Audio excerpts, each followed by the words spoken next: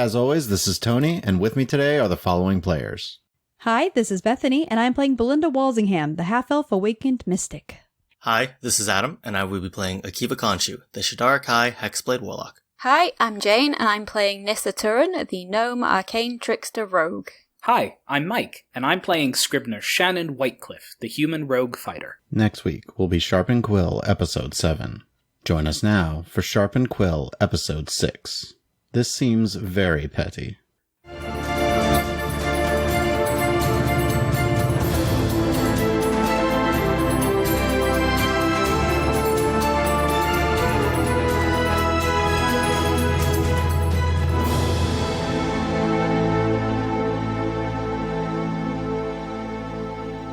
Last time, as Sharpened Quill continued to help several other partygoers and members of staff, Fabian reveals to Scriv that there are devilish machinations at play, particularly in regards to the Zamyar.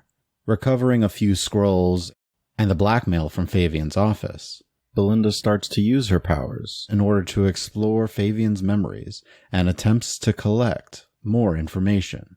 Zolas actually takes you to, this doorway that's a little kind of tucked away, and you are actually climbing one of the towers by the Ashglade wing.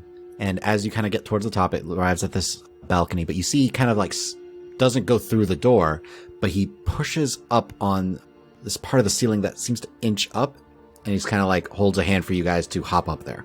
Okay, hop up. Puts you up, and you find yourself in this kind of almost attic place. Some cobwebs. It's not really particularly clean area, but there is an open window with a small little ledge, and he kind of hops over and sits on the ledge as you are hundreds of feet off the ground. And he just kind of looks out and just goes, I used to come up here as a kid when I found it. Darvin and I. Not many people know about it, but come on. You wanted to talk quietly and look at a couple of things. All right. I pull out the sealed envelope, the blackened scrolls. Nissa, can you check this to make sure it's not, enchanted to burn up if I open it or something? I can try and check it over. Best is an investigation check. 26. So as far as the blackened scrolls go, there are a few arcane runes that you notice as you kind of brush it over.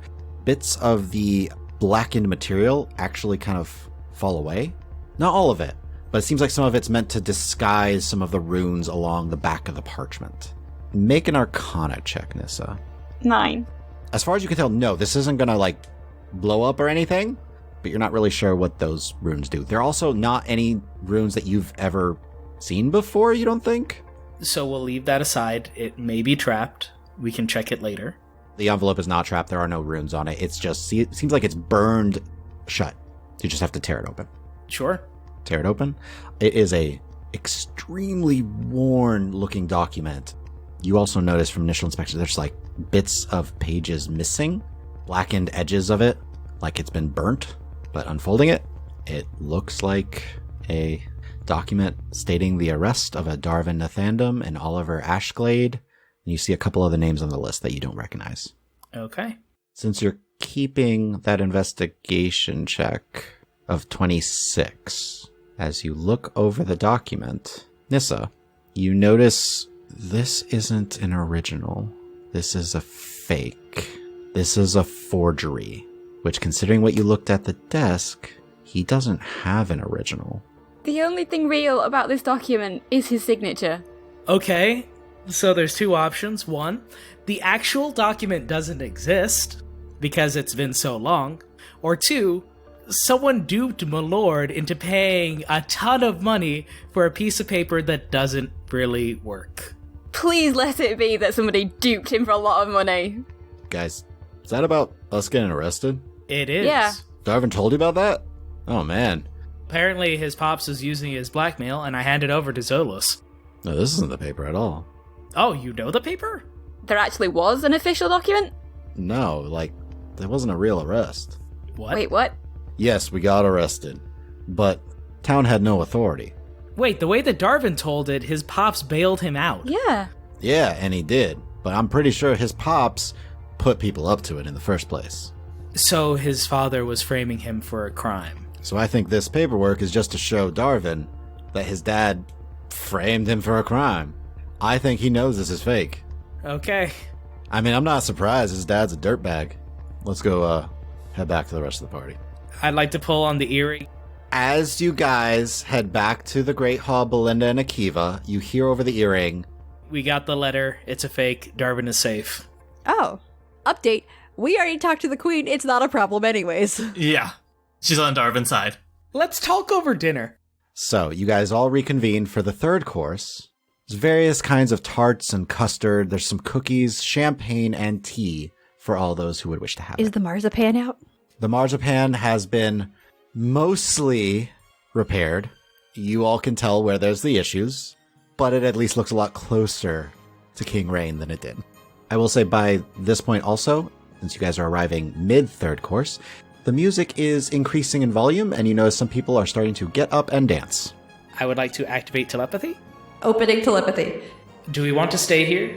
Because it's only a matter of time before Lord Nathandam realizes we stole everything in his secret locker. Wait, quick pause. So what? Yeah. What? You literally just said, hey, there was something, go steal it. There are some weird arcane black scrolls that he was trying to get me to sign, and he was promising like power infinite and as much money as I wanted. It sounded like a bad deal. I'd like to stay for an hour if he's in the room.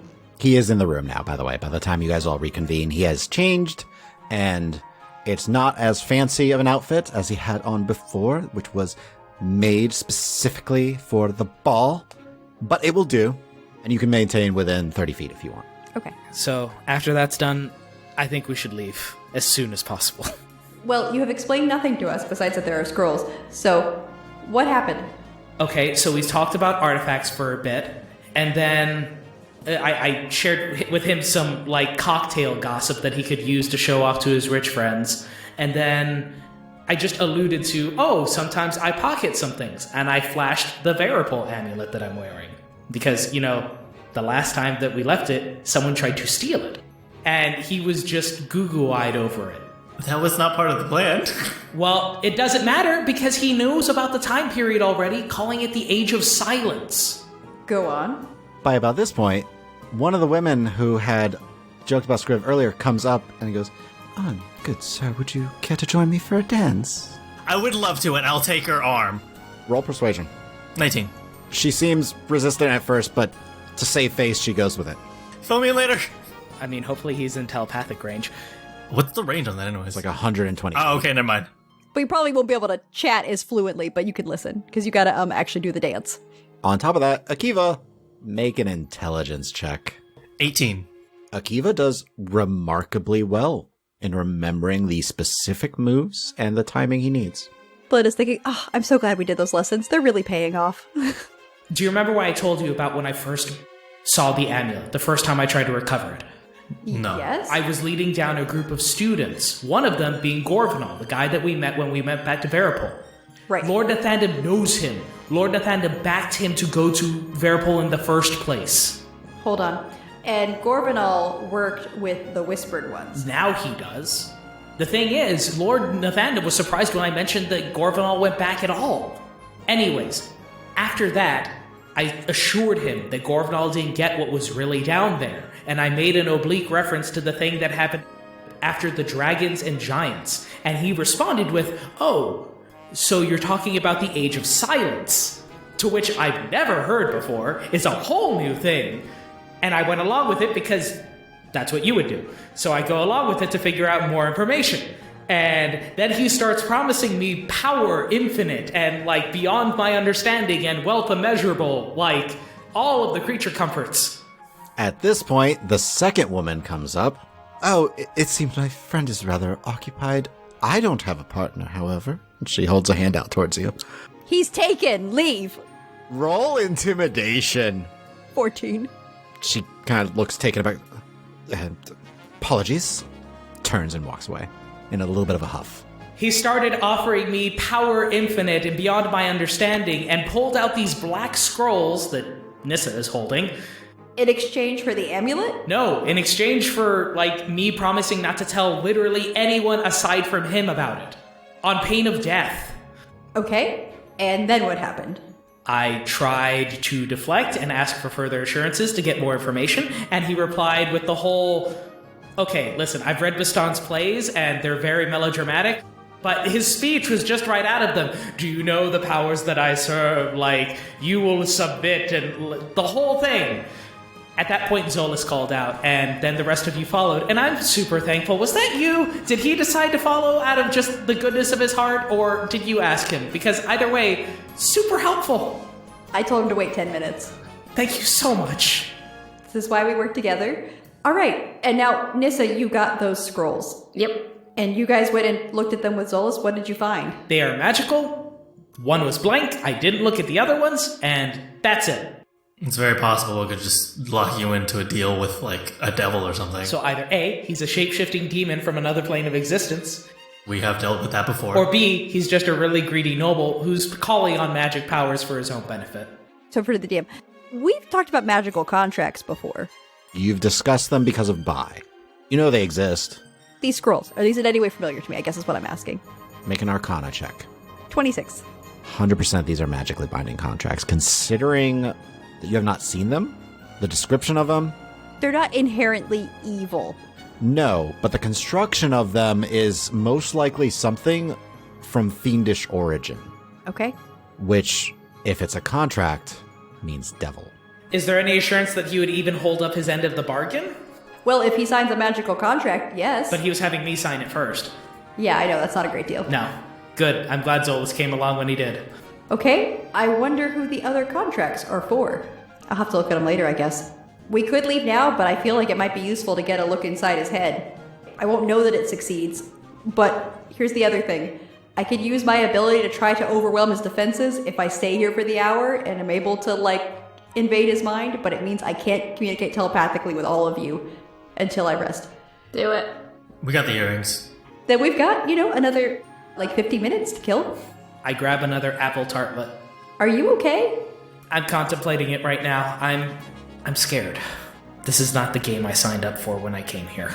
I thought we were going to be dealing with politics, not any more of this interplanar, ancient evil nonsense that... Oh, I totally thought this was going to happen. Yeah, on some level you knew because you showed him the amulet. Or you suspected. Is it wrong that I was hoping that he was just a greedy so-and-so? I thought it was just a hustle, not like an ancient evil conspiracy. I was just hoping that things would be a little simpler, just once. That's not our lives anymore, so let's be honest. Yeah. What happened to my life? You became friends with somebody who's like 311 years old and was going to be executed by his people. Aren't you ballroom dancing right now? What's that lady saying to Akiva as they dance? So, tell me more about your friend there. I heard his name was Shannon. His name is Shannon. Shannon Whitecliffe. Yeah, I believe I caught that at some point. His father is Jack Whitecliffe, yes? So you've heard of his parents then? My family lives on the northern edge of the Fremer Empire, and his father has done great work for the expansion. I'm going to say, Anissa, thank you for risking so much by going to get those. What'd I do? Did your job work out? I did what I came here to do. Well, then we're doing great. We're incredibly successful right now. Look how awesome we are. Everything is like spinning plates. Everything is spinning. You sound very tense right now. Are you okay? I might be regretting sending you on your own. It seems like you acquitted yourself well. I got the job done. Isn't that good enough? Yes, it just seems like things could have gone wrong. And I don't know if he would have made the same offer if I wasn't alone. Scriv, you notice at one point Fabian is speaking to the head of the Stonemore household. Okay. And after a few moments, while it's all dancing, she goes onto the dance floor. And, this is all throughout your conversation.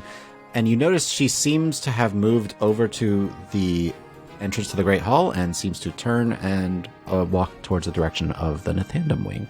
The Stonemore leader is leaving. She was nervous when I was talking with Lord Nathandam, and now she's leaving to the Nathandam wing. She might be going to check on the paperwork. If we go over there, it will raise way more suspicion than not doing anything. can I point out that if we do nothing, if someone is to be blamed, we now have a scapegoat? Yeah. I mean, if she goes to check on the paperwork and the paperwork is missing, then she's not a scapegoat. That means someone else has been in the room besides you since Fabian left. And he followed us. Never mind, you're right. I need to work on this espionage thing. Lots of layers. And, Nissa, you have the scrolls, right? Oh yeah, the safe. Well, they're not on you, Scriv, so in case he does try to claim you did something. Can you do that hiding thing you do? I can certainly try. It doesn't help if there's a physical search. But, yeah, I'll take them. By about this point, Darvin approaches you and goes, how is everything proceeding along? Is Akiva back yet? Yeah, Akiva is back yet. We got some stuff to tell you. Nod very nervously. Oh, let me start. May I proceed with my plan to push the king to make me the head of the household? Is it safe to do so? I think you're good. We got you in favor with the queen, so I think at the very least she will be backing you, and then... The evidence that he had on you was fake. So the whole thing was fake? Yes. I should proceed according to plan, and if you wish to inform me of more, we can speak later in a quieter setting. Or Zolas can fill you in. He's just like, I got it. We'll talk later. And he's like, all right. I feel like there's things to be concerned of, but I will proceed. And he goes up towards the dais. Is there anything else you guys would like to talk about? We still have a while to go before I'm through this hour. Schmoozing and promoting. Gotta find about that bard situation, I guess. We gotta talk to the traversal expert. Yeah. I guess Scriv and Belinda could go talk to the traversal expert. Do Akiva and Nissa want to go investigate the bard off? Sure. So, Scriv and Belinda are going to talk to the traversal expert. Akiva's looking for the bard. Scriv, Belinda, you notice someone who was not announced entering into the Great Hall, being escorted quietly by a couple of guards along the edge. This person is wearing long, dark, simple robes, hood pulled low over his face.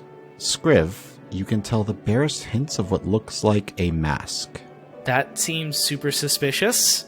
Telepathy hand signal to Belinda. Do you see who I see? Tony, can I infer who this is? As you guys kind of approach, you notice the face turns, and it is an elven mask. Intricately designed, and it does seem like what you've heard. I'll say telepathically to Scriv, I think that's Thoven Arborshade. Belinda, as you have spent over an hour within 30 feet of Fabian, he has failed all 3 saves, and I can send you his memories. Great. Unfortunately, I cannot telepathically share them all with the group right now, but I can telepathically share with Scriv, since we're together right now. So I will just share what you gave me. First one, Fabian is informed by one of the Nathandam servants that he has received the gift he was waiting for. After traveling to his office, he unwraps a small package that holds a small jewelry box which contains a ring with a ruby red gem. The note says to bring the ring when they next meet and is signed by the Procurer. Next memory. Fabian meets with Umrog Stonemore after spending most of the day with his tailor. Umrog mentions that progress is continuing, though there were of course halts in Chorton's Ridge. The manor in Aspenbrook is prepared for guests. Umrog also asks if there's any progress on the holdup in Oakhart. Fabian says he is unsure if that avenue should still be explored. Fabian spends most of his time enjoying the luxuries of his estate and has several meetings with Darvin to push him and continue to promote the Nathandam family name. Fabian lets Umrag Stonemore know that he may have found a new source for their special artifacts. Umrag asks if Fabian was careful and seems somewhat upset that Shannon was allowed into the office. Fabian says any threats towards him could be diverted because the scrolls could not be traced to him specifically. Umrag appears more upset by this and storms off. That ties in, by the way, with Scriv noticing Umrog talking with Fabian near the entrance hall and turning and leaving. I guess we'll piece this together more later, but for now, we know this connects with several things we've already been involved with. And it confirms that the Stonemore, invoice that we got is worth something. And that it's real. Yeah. Well, that means we have more information that they don't know we have. So I will say, Scriv and Belinda, you see who you believe to be Thoven Arborshade being escorted up to the dais to speak with the king, as we're heading towards the Solonans. Is that something we should be worried about? Thoven being here? Him talking privately with the king. I think he often talks privately with the king. He's one of the most powerful people in the entire realm, so it makes sense. It's also, good optics for the king, who doesn't want to look cool by having Thoven Arborshade, hang with them. Okay, I guess he wouldn't want to be announced and attract a bunch of attention. No, but I'm pretty sure most of the people here know who he is. Maybe he'll be around after we talk to the traversal expert. Man, I don't have my game board with me. It's okay. We'll see if it comes up naturally. We'll see what happens. Let's go over and talk to this friendly elf. Yeah. Okay. So you guys are walking over to the Solana representatives. 2 of them are women. One is the male traversal expert. The male traversal expert has short, wavy brown hair, brown eyes, and soft, sunburned golden skin. All of their clothes seem to shift and change color, kind of based off of their motions. So you approach, then they all look up as you approach. Good evening. Hello. Who's addressing us? The traversal expert. Seems like you're all enjoying the feast. It is an elegant ball. Can I help you? We were wondering if you would have some time to speak regarding a few things.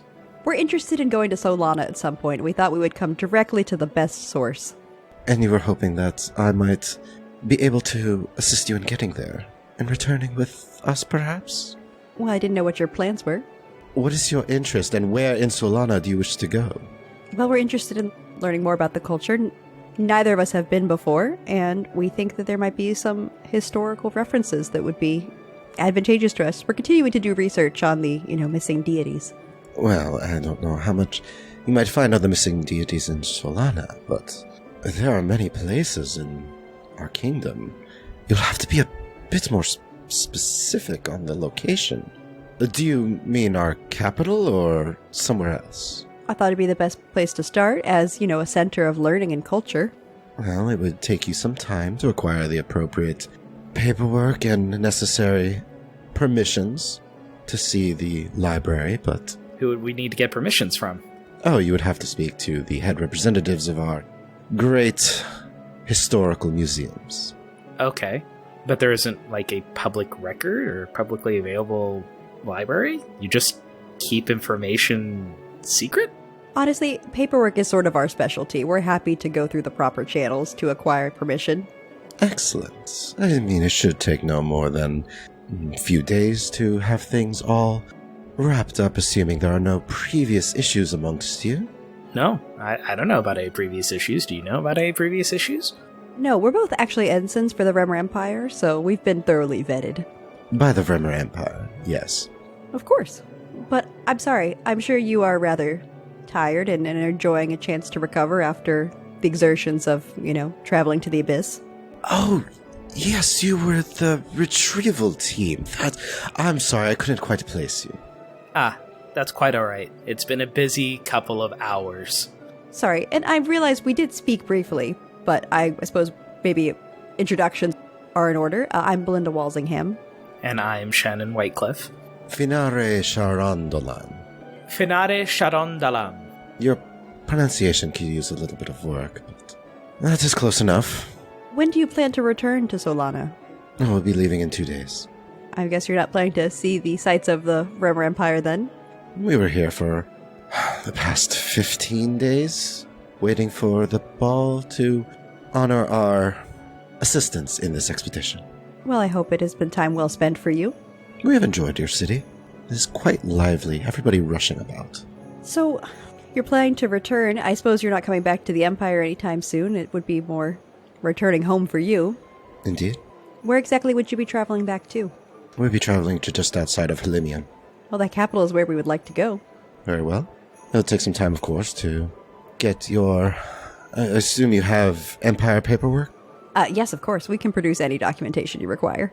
As long as you are citizens of the Empire, not of any outlying little towns of any of the kingdoms, you should have no problem being visitors within our capital. What would we need to do to prepare besides the documentation side of things? Primarily the documentation side of things. Our city has all that you could possibly require. I will be honest, we're still making our travel plans. We're trying to determine which would be the best location to travel to first for our research purposes, so we probably will decide that shortly. How could we contact you? We are actually staying at Zoxiara's Academy of the Arcane at the moment. It's a lovely place. It is an adequate academy. It's only the biggest magical academy I've ever seen, but yeah, it's quaint. I mean, yes, of course. I'm looking forward to seeing Solana and the heights of its majesty. I would like a persuasion check from both of you really quickly. Or one with advantage. 20. All right, well, please feel free to contact me at Zoxiara's. And just to remind you, Finare Sharondalan. Try to say it a bit more appropriately. I fear that they would not be able to find me if you don't say my name correctly. I'm pretty sure we could describe you physically as well. You really do stand out. A pleasure to meet the both of you. A pleasure. We'll take our leave. Jumping over to Akiva and Nissa. As you guys are getting up from the table, Nissa, you feel something skitter down your arm and look down to see Oscar is going for some of the treats on the table. Your pet mouse. Is he supposed to be out right now? I mean, no, he probably shouldn't be. He has snagged some custard. You want to leave him to eat food and cause a commotion, don't you? Pretty much, yeah. I have no issues with that. Just be careful. I would imagine these nobles are hoity-toity and would try to hurt him. Yeah, kind of afraid of that. I'll give him 2 minutes. Just 2 minutes. Okay. So Oscar is enjoying some food. We will stand up and go talk to the musicians. Nissa, you'll notice as Oscar's kind of scampering around, an older gnome woman actually comes up and, "Hello, little thing," offers him like a little bit of bread, scampers up to her hand. "Oh, is he yours?" He is, yes. "Oh, he's a cute thing." He's cute. I like keeping him around. I should probably put him away, though, I guess. Most of the other nobles don't tend to like rodents, but I think they're cute. I used to have one myself. I'll go and see if I can visit some of little critters in the low hills every so often. There are a lot in the low hills. Also, you should be careful in that area. Oh, I'm fine. This woman is about your height, Nissa. Graying with hints of light brown in her hair, braided back. Light brown eyes that seem to be fading a little bit. Wearing some simple, fine clothes, nothing extravagant. A few simple greens and reds and such. Have I met you? I don't believe so. Probably just remind me of someone. Ah! And she holds a hand up. Sorry, Lily. A pleasure to meet you. Hi, I'm Nissa. I'll shake her hand. Yes, that's a lovely name. You remind me of a friend of mine I knew a long time ago, and he's been traveling for some time. I haven't seen him in several years, but a good sort. You look a little like him. Sorry, I don't mean to imply anything by that. Just, my eyes aren't what they used to be, you know. I used to be a lot more perceptive of things. I definitely could spot most things, but it comes with age. Are you from here, or are you from further afield? Lived here all my life. All 300 almost years now. Yeah. You survived that long in Orenthal. Well done. Lived through the cataclysm and all that. Wow. Her eyes kind of like drift off for a minute, by the way. A long time ago. You must have a lot of stories. Oh, plenty. I mean, but most people... I can be kind of a talker when I start getting going, and if I start getting going, sometimes people don't always get me to stop. I mean, well, actually, a lot of times people can get me to stop. They eventually just stop me because I don't really stop talking a lot. But, I tend to go ramble a bit, and people don't like that. And they usually like it when I get to the point of things, but sometimes just getting to the point is not as much fun if you don't capture all of the detail in everything, and you really need to capture the detail in such things. But, I mean... I'm rambling, aren't I? A little. I see what you mean.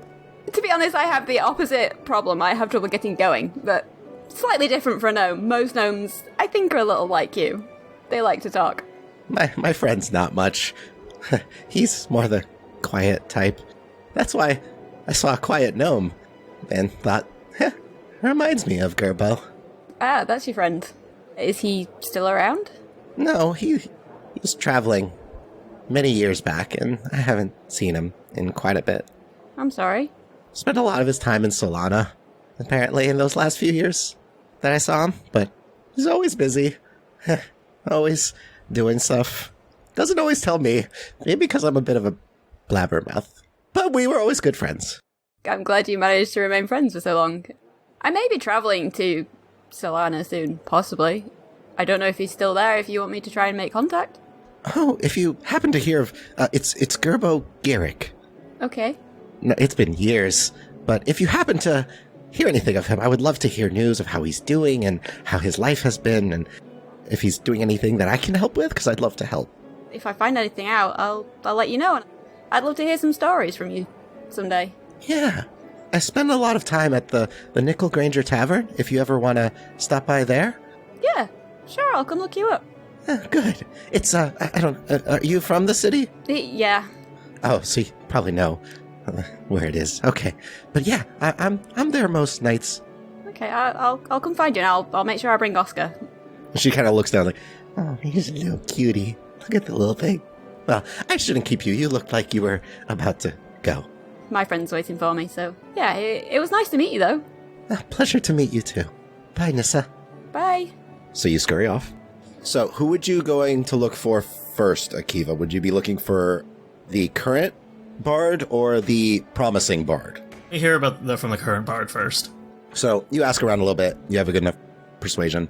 You are able to find, with a few violinists over in a corner, a male rock gnome who is kind of conducting things. It's Oriver. Short, wavy brown hair, gray eyes, smooth gray skin, nearly 4 feet tall. Hello. Can I help you? Good evening. I've heard there's been some goings-on between you and another applicant to be the bard. I thought I would come and help. You know, I'm something of a musician myself. Oh, I heard your title when you entered. The Phantom Illusionist. Yes, you do street performances. Yes. That's excellent. I started off at doing several street performances, worked my way up through the various taverns, and made my way here. Yes, I'm just starting out myself. That's lovely. Are you looking to be an applicant within the band here? I wanted to hear more about what happened between you and this applicant. It seemed it was quite a disturbance, and a friend of mine asked me to look into it. Oh, are you talking about Fira? I believe so. They didn't give me a name. Well, she is trying to essentially take my position, and I have earned my right within the court, and that is that. What is she trying to do? Is it more she's just trying to oust you entirely? She is trying to take my position within the court. I believe I have earned my rights. I have worked my way up here. I've listened to you the whole night, and I can say that, yes, you have quite earned the right to be here. Thank you. I'm glad someone appreciates my work. By about this point, Nissa, you can catch up. Great. Is it just that she's applying for your position? Is she trying to accost you in any way? Threaten you to back down, or otherwise? Roll persuasion. 21. She's making claims that I acquired my position through promiscuous means. Ah, so she is implying that you bought your way to your position with your body. I have done no such thing. We are not implying you have. I just wanted to get the facts straight that are being claimed. Well, I have my position, and this Fira has no claim to it. She has no proof on the matter. We can look into this for you. There's no need. We're looking into this as a personal favor to Oliver Ashglade. Well, that is fine, but you do not need to pursue it any further.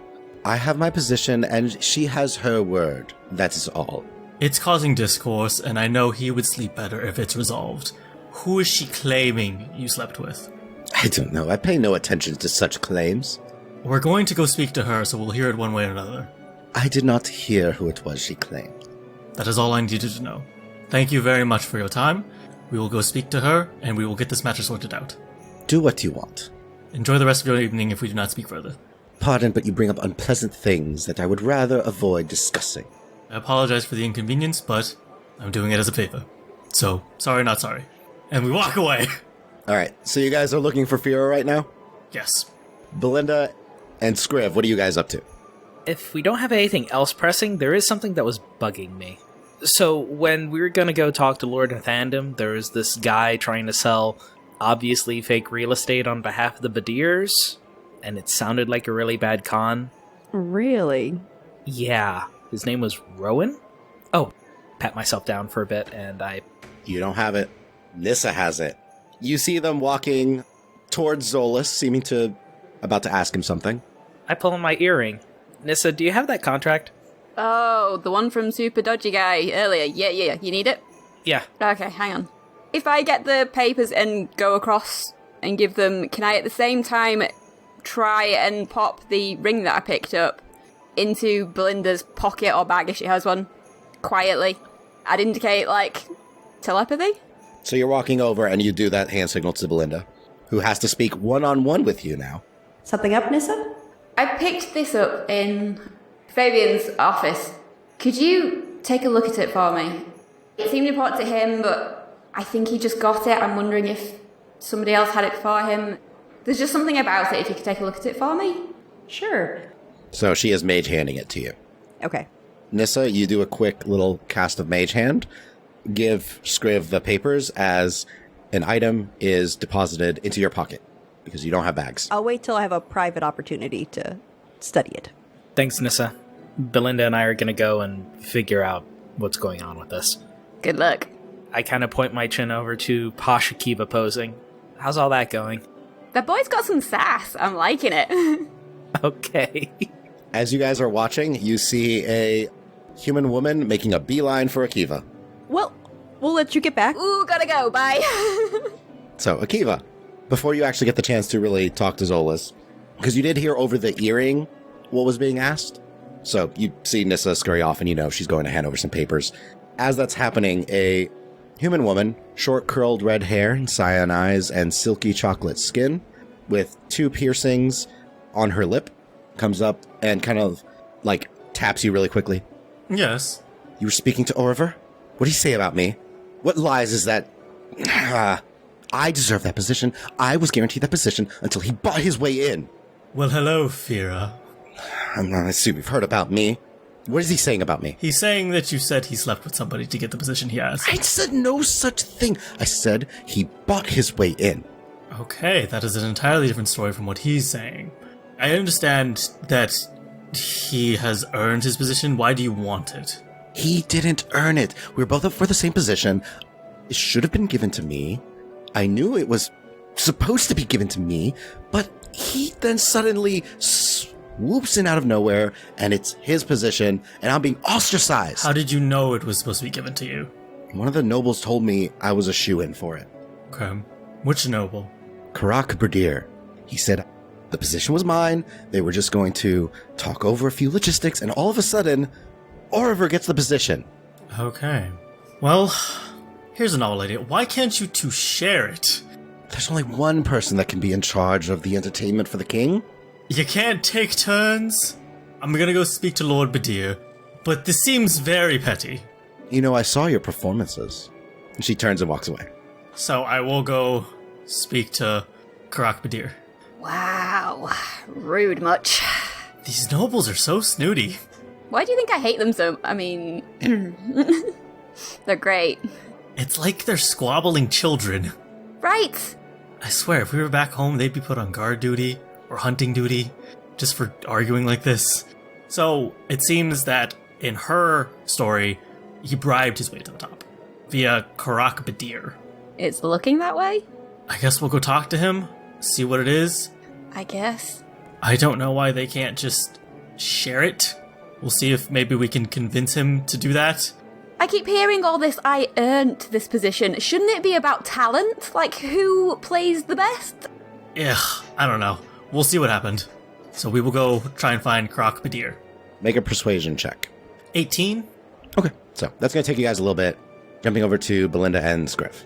I am looking over this documentation, just double checking that it says what I thought it said. Yep. Talks about owning a parcel of land that is not currently within the bounds of the Vremer Empire, but Rowan was saying that will be soon. So what's our desired outcome here? Making sure that they're not selling land that they don't actually own and sending a bunch of innocent people out to the wilderness to die? So we'd like to end this con permanently. Yes. Okay. I think we can get to that outcome. How scorched earth do you want to go? Like, do you want him arrested or you just want him to stop? If we just arrest him, someone else is going to take up the con. Maybe not with the Badirs, maybe with someone else. Or they're just going to improve the con itself. So if there is a way we could eliminate it. That would leave the option of making an example of him. You can't eliminate the opportunity for people to do a con except for by making it public and known. I want to make an example of him. Well, there's a few ways we could do that. Probably the most proper way would be through legal channels, and you just so happen to know a mediator. We do. I mean, we also have to double check to make sure that the Badirs aren't actually doing this. Yeah, I think we could vet his story pretty efficiently. I will say, by the way, nothing on the paper says anything about Berdirs. Yeah. Has his name, not the Berdirs. Well, so I think we could vet his story. I wouldn't be surprised if he's just in this on his own and using the cachet of a noble name to give himself credibility. I mean, there's no way to confirm that sort of thing, right? That they are not involved? If they were to be involved, would a piece of paper like this have their seal on it? Would it have anything? Seems unlikely. My best guess is he's banking on no one really vetting what he's doing, because you seem to pick up on it being a scam pretty quickly. He's looking for the lowest common denominator. And, well, look around us. I'm assuming I can quickly look over the paperwork as we're looking to just chat with Rowan. Yeah. And before we go into the conversation, I had him believe that I was a very interested buyer, which means that I guess you could be my legal counsel in double-checking this. Well, we could try to continue fooling him about who we are, or we could just be upfront about what we actually are trying. I want to see how deep the rabbit hole goes, honestly. He seems to be like the lowest tier of this con. Maybe there are other people who are doing this in a coordinated effort. Or he is the whole con, since he had one copy of this paper. That's okay. Let's find out if he has a network. It doesn't take you too long, but you're able to find Rowan with his long, straight brown hair, blue eyes, and very long mustache. Rowan! Well, hello. How are you doing? I'm doing quite alright. I was thinking about the deal, and I decided to confer with some legal counsel. Oh, is this one of the other partners? Yes. I know you're trying to get the Sharpened Quill on the map. And buying land is an easy way to get you on the map. Ha! Good joke, Rowan. Rowan Glorybuff, pleasure to meet you. Rowan, hi, I'm Belinda. It's a pleasure to make your acquaintance. I'm really interested in learning more details about this venture. I heard it was a great opportunity, but I need to talk specifics with you. It's absolutely fantastic. I've got the starts to pat his pockets. Rowan? I must have put the paperwork down somewhere. I apologize about that. I'll see if I can get you another copy soon, but I can at least tell you what I know.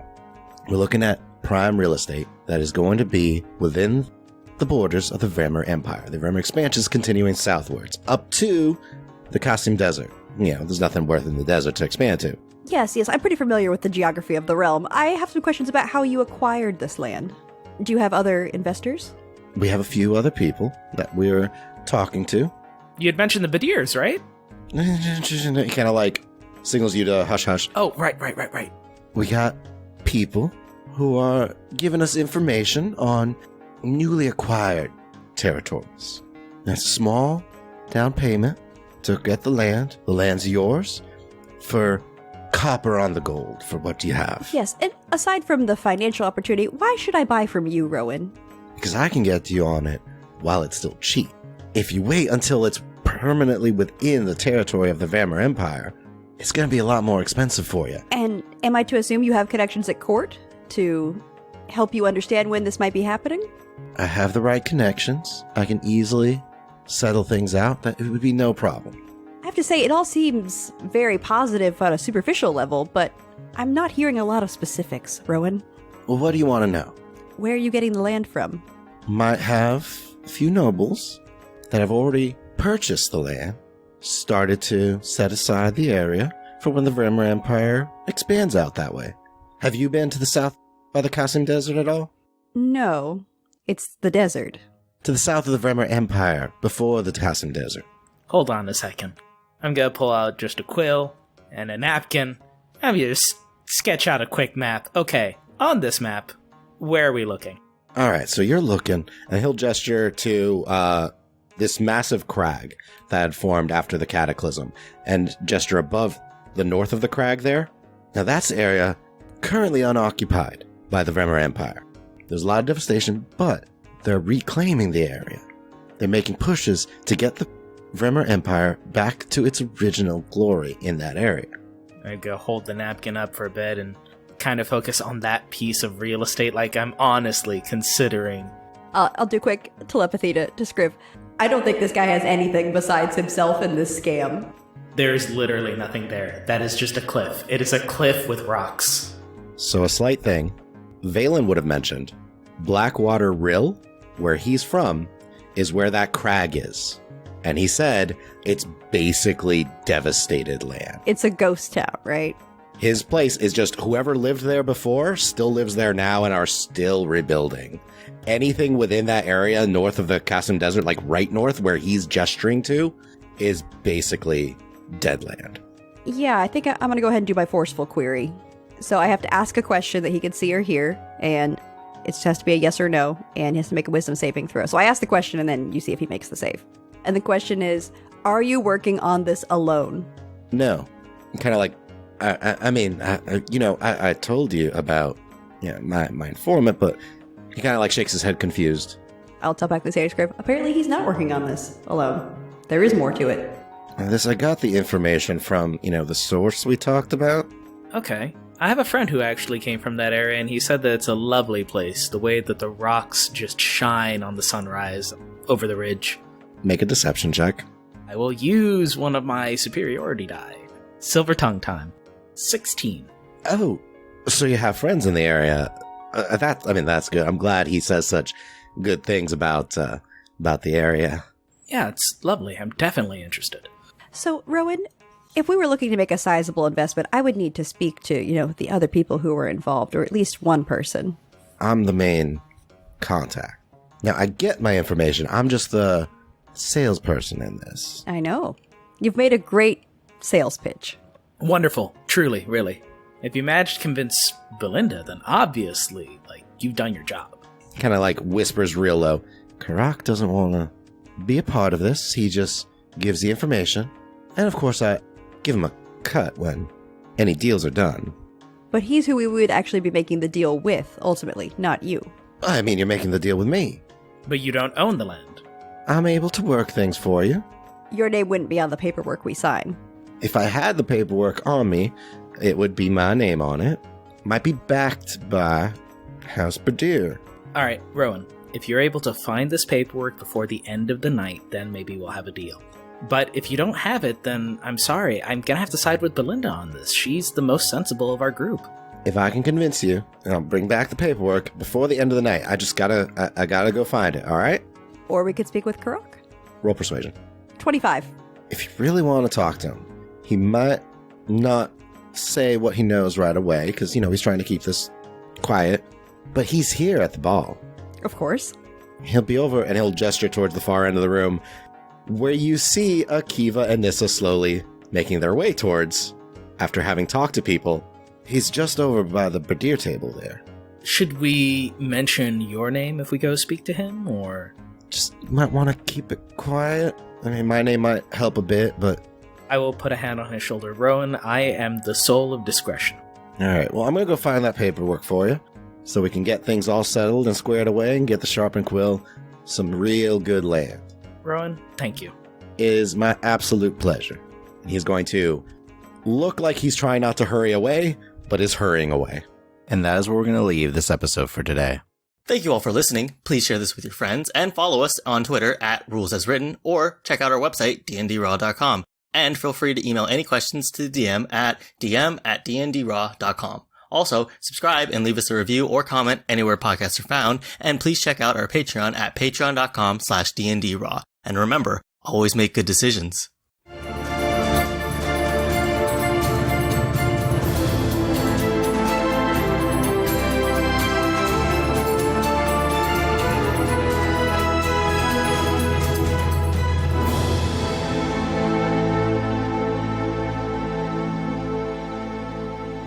If you enjoy the adventures of our characters in Ostia and our show about the rules for 5th edition, support us on Patreon.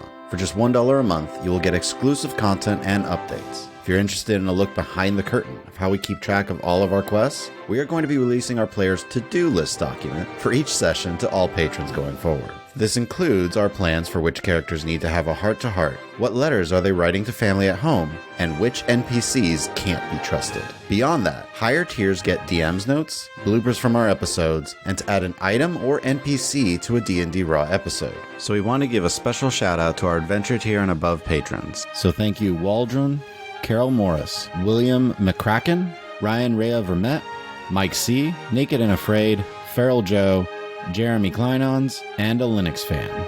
We are especially grateful to our producer tier patrons who listen to our audio before anyone else to give feedback and shape the final episode. We want to give a special thanks to Christopher Reinhardt for serving as a producer on this episode. Support us on Patreon at patreon.com/dndraw.